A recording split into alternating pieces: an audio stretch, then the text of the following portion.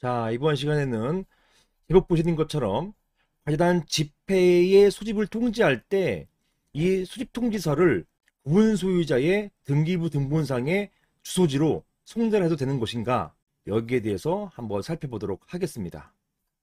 사실은 이게 뭐 상식적으로는 등기부 등본상의 주소지로 보내는 게 뭐가 문제지? 이렇게 보실 수도 있는데요. 제가 최근에 수행한 소송에서 이 쟁점이 문제가 됐어요. 결국 제가 승소를 했는데요. 문제를 삼은 쟁점이 바로 이 장면이었습니다. 법에는 이런 수집을 통지할 때 등기부 등본상의 주소지로 통지하도록 되어 있지 않거든요. 그런데 왜 법과 달리 등기부 등본상의 주소지로 보냈느냐? 이것 때문에 상대방이 문제 삼은 거예요. 절차에 하자가 있다. 과세단 집회 수집 통지에 절차상 하자가 있기 때문에 이것 때문에 이런 결의에도 하자가 발생하게 된 것이다. 이런 주장을 했고, 여기에 대해서 제가 방어를 했고 결국 승소를 했습니다. 자, 이런 사안을 제가 질문을 만들었거든요. 제가 질문 한번 읽어보겠습니다. 안녕하세요 변호사님. 저는 경기도 평택에 있는 신축 오피스텔의 구분소유자입니다. 다름이 아니고 저희 건물은 준공이 난 지 얼마 안 된 신축 건물인데요. 시행사가 선정한 관리회사가 관리를 하고 있습니다. 그런데 관리가 형편없고 관리비도 비싸서 신규 관리단 대표를 선임해서 관리회사를 교체하려고 합니다. 이게 무슨 말이냐면 판례상 관리회사하고 시행사하고 위탁관리 기간이 얼마인지 상관없이 5년짜리든 10년짜리든 상관없이 신규 관리, 최초의 관리단 대표, 즉 관리인이 선임되면 그 즉시 관리 업무는 종료가 됩니다. 이게 대법원 판결이에요. 이것 때문에 교체하기 가장 쉬운 방법은 신규 관리인을 선임하는 거예요. 그래서 이 방법을 택하신 겁니다. 자, 아무튼 그런데 저를 포함한 몇몇 구분 소유자들이 관리회사에 전체 구분 소유자의 주소를 달라고 하는데도 개인정보라는 이유로 주지 않고 있습니다. 보통 그렇습니다. 이게 함부로 줄 수는 없으니까요. 심지어는 연락처 달라고 하시는 분도 계시는데 연락처 안 줍니다. 개인정보이기 때문에 연락처 달라고 해도 저는 주는 걸 본 적이 없어요. 자, 이 경우에 저희가 등기부 등본에 있는 소유자의 주소지로 과세단 총회 수집 통지나 안내문을 발생해도 법적으로 문제가 없는 것인가요? 집합건물법에는 구분 소유자가 소유하고 있는 전유 부분이 있는 장소, 여기로 수집 통지서를 발송해야 하는 것으로 되어 있는데, 만약 당의 건물, 이 전유 부분이 있는 장소, 이게 바로 당의 건물이잖아요. 당의 오피스텔, 당의 주상복합, 당의 상가, 이걸 말하는 것이잖아요. 만약 당의 건물로 발송하면 관리회사가 방해하거나 또는 입주자들이 구분 소유자 거로 갔으니까 거기 있는 임차인 같은 분들, 그 입주자들은 이런 소집 통지서를 수령하지 않을 것 같습니다. 그래서 등기부상 주소지로 발송하려고 하는 것입니다. 자, 이런 경우에 구분 소유자에게 과세단 집회 소집을 통지하기 위해서 당의 건물이 아니라 등기부상 주소지로 발송이 되는 것인지, 이게 이제 쟁점이 된 거예요. 자, 이런 쟁점이 되게 된 그 근본적인 문제가 바로 집합건물법 규정입니다. 한번 보실게요. 자, 당의 사안은 이번 사안은 신축 오피스텔이잖아요. 신축 오피스텔이니까 관련된 법이 집합건물법, 즉 집합건물의 소유 및 관리하는 법률입니다. 보시는 것처럼 이 법에 적용을 받아요. 여기는요, 관리단 집회를 소집 통지하기 위해서는 이런 규정이 있어요. 1항에 보시면 집회를 소집하기 위해서는 집회 일주일 전에 회의의 목적 사항을 구체적으로 밝혀가지고 각 구분 소유자에게 통지된다 라고 되어 있습니다. 여기에 구분 소유자에게 통지해야 되는 것이기 때문에 임차인에게는 통지할 필요가 없다. 여기 바로 법무부 유권 해석이에요. 이렇게 각 구분 소유자에게 통지된다. 그리고 이러한 통지는요, 사망 보시면 이러한 통지는 구분 소유자가 관리인에게 따로 통지 장소를 제출하였으면 그 장소로 발송하고, 만약에 사안처럼 제출하지 아니하였으면, 이 사안 같은 경우는 관리인이 없잖아요. 이 관리인은 관리소장이 아니에요. 관리단의 대표자, 즉 관리단 회장입니다. 관리단장이라고도 하죠.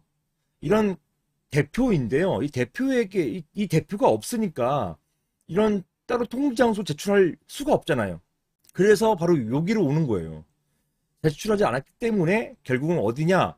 구분 소유자가 소유하는 전유 부분이 있는 장소. 요거 아까 질문에서도 보셨죠? 이 전유 부분 장소가 어디냐? 바로 이 신축 오피스텔이에요. 여기 말하는 것입니다. 여기에 장소로 발송하도록 규정되어 있어요. 그리고요, 나머지 항에서는요, 여기도 아닐 거면 등기부상 주소지로 발송해라, 이런 규정이 없어요. 아예 없단 말입니다. 그럼에도 불구하고 등기부상 주소지로 발송해도 되는 것인가? 이게 핵심 쟁점이 된 것입니다. 다음을 보실게요. 자, 정리하자면 집합건물법은요, 관련 집회 소집 통지를 원칙적으로는 구분 소유자가 관리인에게 따로 통지 장소를 제출했으면 그 장소로, 사안처럼 제출하지 않았으면 구분 소유자가 소유하는 전유 부분 장소, 즉 해당 건물상 주소지로 발송하도록 하고 있습니다. 따라서 등기부상 주소지로 발송하는 것에 대해서는 아예 규정을 하고 있지 않아요. 그럼에도 불구하고 이렇게 되는 것인가? 이게 이제 문제되는 것입니다. 제가 이런 판결 봤어요. 이런 식으로 모르시고 그냥 전유 부분 장소에다가 다 발송해서 유효하다고 했는데 등기를 보냈기 때문에 이 등기 종적 조회를 통해 가지고 받았는지 안 받았는지 나오잖아요. 확인해 보니까 한 70%가 안 받았습니다. 이 집회 소집 통지서를 70%가 안 받아버리니까 이거는 그냥 무효돼 버린 거예요. 그 집회 결의는 부존재한 거로 그냥 돼버렸습니다. 이건 통지하자가 있다고 해가지고 그 이후에 집회 결의에서는 과반수가 있었다고 하더라도 이런 소집 절차 하자 때문에 결의가 무효라고 판단 내린 최근 가처분 결정을 제가 봤어요.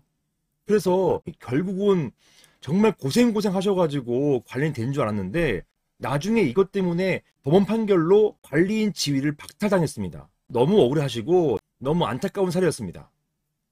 미리 이런 것도 자문 좀 받으시고 하셔야 되는 곳인데 이런 자문이 없으니까 법문만 갖고 하시다 보니까 이런 사태가 발생한 거예요.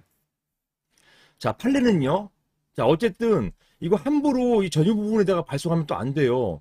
임차인들이 이게 발송 명의가 구분 소유자이기 때문에 임차인들이 이거 안 받습니다. 안 받으니까 다 반송돼 버려요. 그 건물에 구분 소유자가 안 살잖아요. 거기에 살고 있는 소수의 구분 소유자는 받았겠죠. 하지만 대부분이 임차인 건물 같은 경우는 안 받습니다. 그럼 송달 불능돼 버려요. 그럼 송달에 문제가 생겨버려요. 자, 판례는요. 등기부 등본상에 나타난 구분 소유자 주소지로 수집 통지서를 발송하는 것, 이거 인정하고 있어요.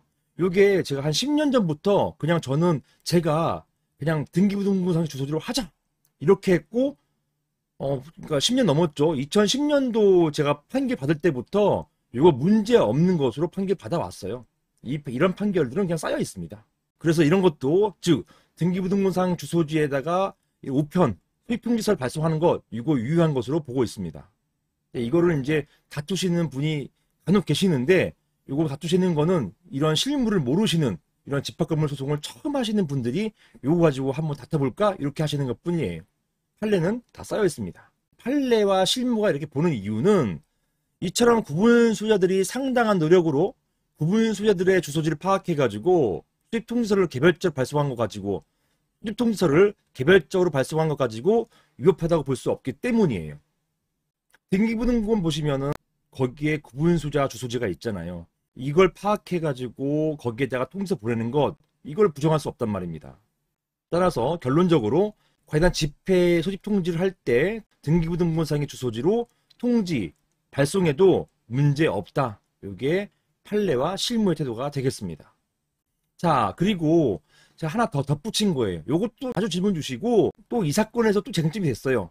이 집합건물 분쟁을 처음 하시는 분이 이제 이 사건을 맡다 보니까 이런 의문들을 이제 표시하는데 여기에 대한 또 명시적인 법원의 판단이 나왔어요. 즉 판례는요. 일부 구분 소유자에게 통지가 둬야 되지 않았다. 소집을 통지했는데 이 등기부상 주소지로 소집을 통지했는데 이분들이 이사를 가신 거예요. 등기부상 주소지에서 또 다른 곳에 이사 가신 거예요. 그런데 등기부상 주소지는 안 바뀐 거거든요. 그래서 일부 구분 소유자들에게는 이게 송달이 안 됐습니다. 결국은 등기부상 주소지에서 또 다시 이사를 가셨기 때문에. 그래서 이렇게 일부에게 송달 불능이 됐는데요. 이런 경우도 문제없다. 즉 그러한 사정만으로 집회 수입 절차에 중대한 하자가 있다 보기 어렵다. 이렇게 보았습니다.